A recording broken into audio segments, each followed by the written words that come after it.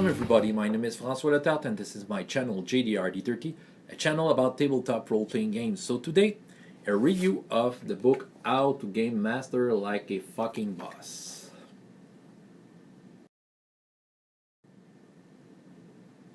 Okay, well that's the third video I make about this book, but the first video was an unboxing, the second one was a flip through, but this time I have read the book so I can give you my opinion about it and talk to you a little more about what's inside this book. How to Game Master Like a Fucking Boss is a book of advices for game masters to improve their games. Most of the book is about that, and there's a big section by the end which are a bunch of random tables.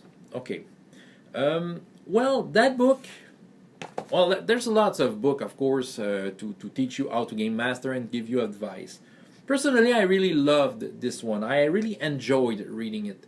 It was a real pleasure to get through this. The book is not an organized book, okay? It's not a book with chapters with and big explanation on how to make your stuff.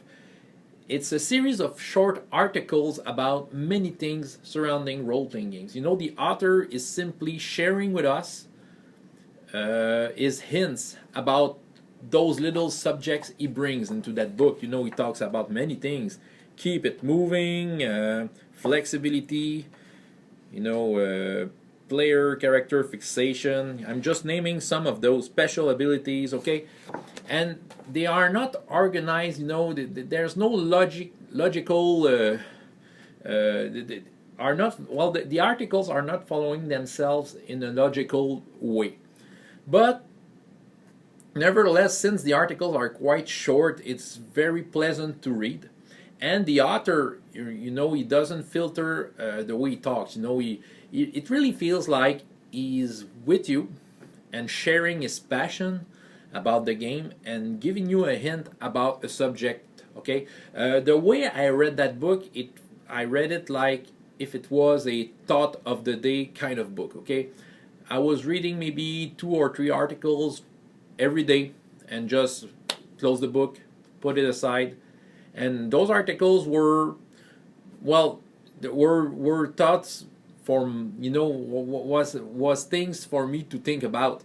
Okay, it could have been a new tips that I have learned in the book that I have tried in my games, and yeah, well, most of the tips that I have tried from that book, that the stuff that I wasn't already doing, works well actually. Yeah, I'm very satisfied with that. And maybe I have read articles about things he's doing that I'm already doing myself, and that's a way for me to confirm that, okay, yeah, someone else is doing that and it seems to work well too, okay? But it's really like if he was there with you, sharing with you his thoughts, okay? Yeah, well, that's the way I see it. He's not here to try to teach you something. It's just saying, well, the way I do it is like that, okay? You take it or leave it, but the tip is like that. And yeah, well, it's the way it's written, I like that. It feels very personal, you know. It feels like if you were on a personal level with the author of the book.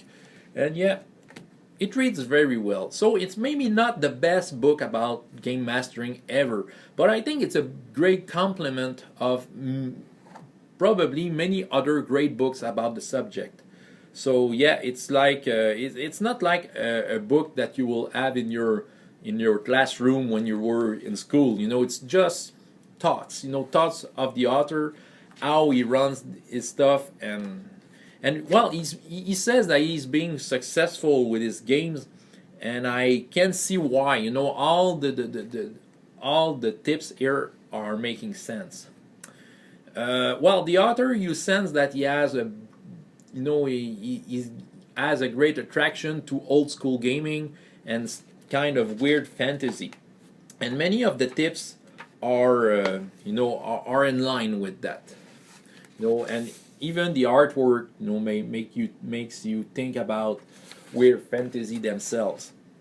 Nevertheless, whatever style you are playing, all the tips can fit. You know, all the examples are with that type of fantasy, but you know, it's just, these are just examples. You know, all the theory behind that can be applied to any style of role-playing games. So yeah, so don't be rebuked by the fact that it seems to be only centered around weird fantasy and old school type of games. It can be applied to any type of game. Yeah, yeah. Well, personally, I would reread it. Yeah, I would gladly reread it since it's written in a very easy form. Since these are very short paragraphs. So yeah, I recommend this game. For the random table section, well, they are fun. You know, we all like. We all could use some random tables here and there. Once again, it have a great big tendency to be weird fantasy stuff, but there are some fun tables like you have a Monster Palooza where you can roll dices and you have a description of a weird monster that you can put into your games, and all stuff like that. Cosmic horrors and some maybe some background IDs for player characters or non-player characters. So yeah, well, why not? These are cool random tables that can be usable. I might use some of them once in a while. And yeah, well, by the end, there's some kind of a language that the author has created for magic or strange things, which can give you good inspiration for weird names about anything. I think I will use that because sometimes you need to come up with a name that sounds strange but not too silly, and you have a big list out of here. So in general, I really recommend this book. Okay, I think the link will be below if you want to check that out. And as I said, it's easy to read. It's written in a form that is very inviting. It's like the guy is here and sharing his passion with you. And it's easy to read, and a great complement of many books that already exist on the matter. Okay, so yeah, you may check that out. Okay, I think it's worth it. So I loved this book. François Letarte, JDR-D30. Any question, comments, put them below. I will respond with pleasure. All the while, I hope you have as much fun in your life as in your games. Goodbye.